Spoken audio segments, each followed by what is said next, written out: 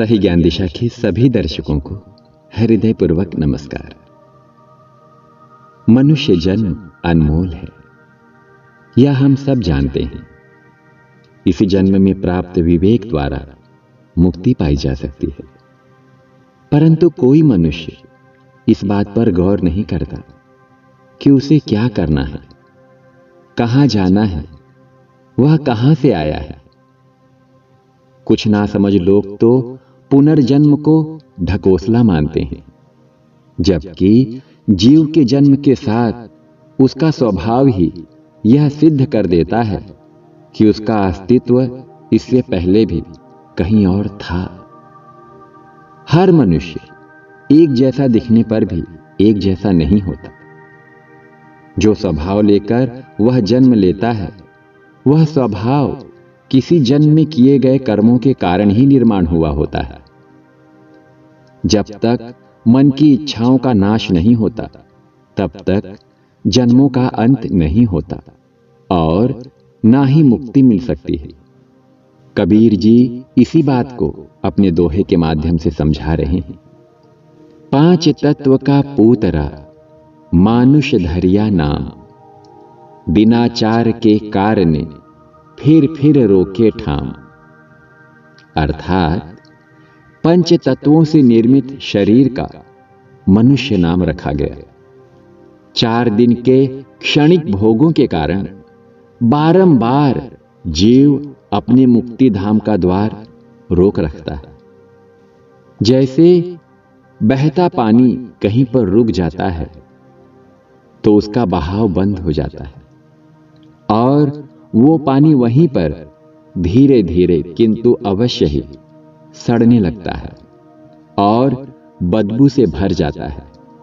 उसी प्रकार मनुष्य जन्म पाकर जब जीव विषय विकारों में फंस जाता है तो अपनी मुक्ति का द्वार रोक लेता है।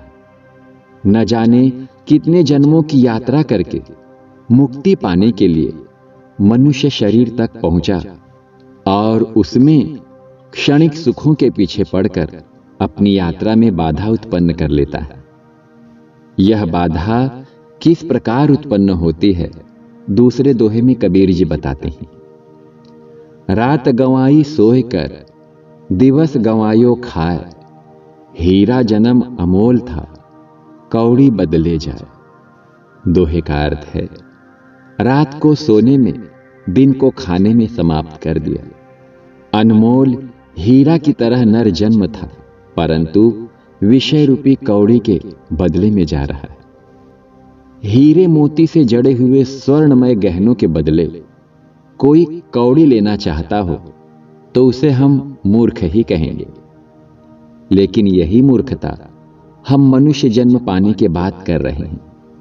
जिस मनुष्य शरीर में जन्म पाने के लिए देवता भी अवसर की ताक में रहते हैं, वह मनुष्य चोला जिस जीव को मिला वह सच में भाग्यशाली है।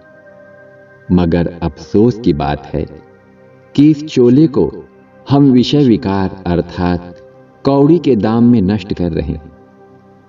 रात में सोते हैं, दिन में खाते हैं। इसी सोने खाने में पूरा जीवन बीत जाता है। जिस मनुष्य शरीर से ईश्वर प्राप्ति हो सकती है, उसे व्यर्थ ही गंवा देते हैं। कबीर जी तीसरे दोहे में इसी बात को और कड़ाई से समझाते हैं। कै खाना कै सोवना और न कोई चीत, सद्गुरु शब्द बिसारिया आदि अंत का मीत। दोहे का अर्थ है, या तो खाना या तो सोना, बस और किसी बात पर ध्यान नहीं है। मनुष्य सद्गुरु के ज्ञान उपदेश जो आदि से अंत तक के मित्र हैं, उनको ही भूल गया।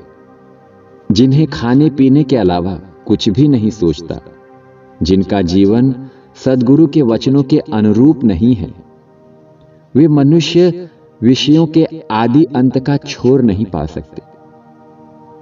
एक विषय सुख का अंत होते ही दूसरा आरंभ हो जाता है। इसी आदि अंत में उलझा मानव सद्गुरु के ज्ञान को भी भुला बैठता है। जो ज्ञान इस आदि अंत के बीच मनुष्य के साथ रहे तो मनुष्य विषय विकारों में उलझे ही नहीं, अर्थात विषय विकार रूपी कपटी मित्रों के बीच सद्गुरु का ज्ञान ही सच्चा मित्र है। चौथे दोहे में कबीर जी बड़ी ही सार बात बताते हैं। वे कहते हैं, कहा किया हम आय के, कहा करेंगे जाए, इत के भय न ऊत के, चाले मूल गंवाए। अर्थात संसार में आकर हमने क्या किया, यहां से जाकर तो और कुछ भी नहीं बन सकेगा। न भोग स्थिर रहा, न इसे त्याग कर मोक्ष प्राप्त किया, बल्कि मूल नर जन्म के कर्म को भी नष्ट करके 84 के चक्कर में चले गए। यह दोहा यदि आत्मसात हो जाए तो सारा संसार पसारा ही खत्म हो जाए। देखा जाए तो इस संसार में आकर हमने अपने लिए कुछ नहीं किया। इस शरीर, संसार, पैसे को ही सब कुछ मान लिया और इसी के लिए सब कुछ करते रहे। अंत में न इहलोक के हो पाते हैं, न परलोक के, न भोग ही मिल पाता है, न मुक्ति। विधाता ने जो मूल धन मनुष्य शरीर दिया था उसे भी गंवा देते हैं।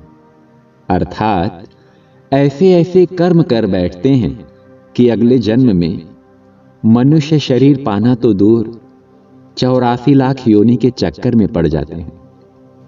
दोहे का भाव यही है कि मनुष्य जन्म पाकर कम से कम इतना तो करो कि अगला जन्म फिर से मनुष्य का मिल सके। कुशल व्यापारी वही होता है जो व्यापार में पैसा लगाकर कमाता है। अगर कमा न सका तो अपना मूल धन किसी न किसी तरह बचा लेता है। जो व्यापार करते करते कर्ज में डूब जाता है वह व्यापारी मूर्ख होता है। हमें स्वयं सोचना है कि हम किस तरह के व्यापारी। मिलेंगे अगले वीडियो में कबीर जी के कुछ ऐसे ही दोहों का संकलन लेकर।